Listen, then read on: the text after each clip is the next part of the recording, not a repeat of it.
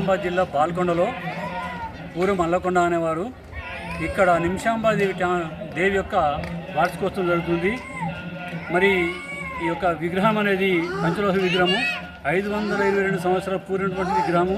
ఇక్కడ భారతదేశం 4వ విగ్రహం. ఇది భారతదేశం మొత్తంలో నమిషారణ్యం మధ్యప్రదేశ్లో మొట్టమొదటి విగ్రహం, అమ్మవారి యొక్క జన్మస్థలము. రెండవ ఆలయము కర్ణాటక రాష్ట్రం కావేరి నదిలో ఉంది. 3వ ఆలయము కర్నూలు జిల్లాలో ఉంది.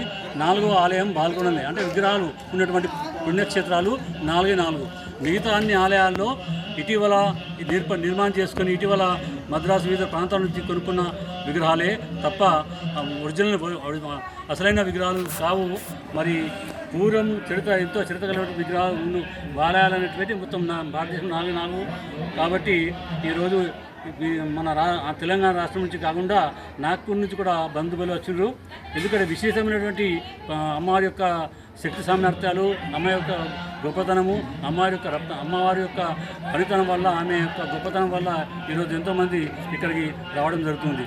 మరి ఇంతేకాకుండా ప్రతి నెల శుక్రవారం నాడు మొదటి శుక్రవారం రోజున అన్నదానం జరుగుతుంది. 2018 ఏప్రిల్ నుంచి ఇక్కడ నిరంతరంగా అన్నదానం చేస్తున్నారు. ఎవరెవరో భక్తులు ఎక్కడెక్కడో ప్రాంతం నుంచి భక్తులు అన్నదానం చేస్తున్నారు. దీని యొక్క గొప్పతనం అని చెప్పి విజ్ఞప్తి చేస్తూ భక్తులందరూ రావాల్సిందిగా విజ్ఞప్తి చేస్తున్నాను.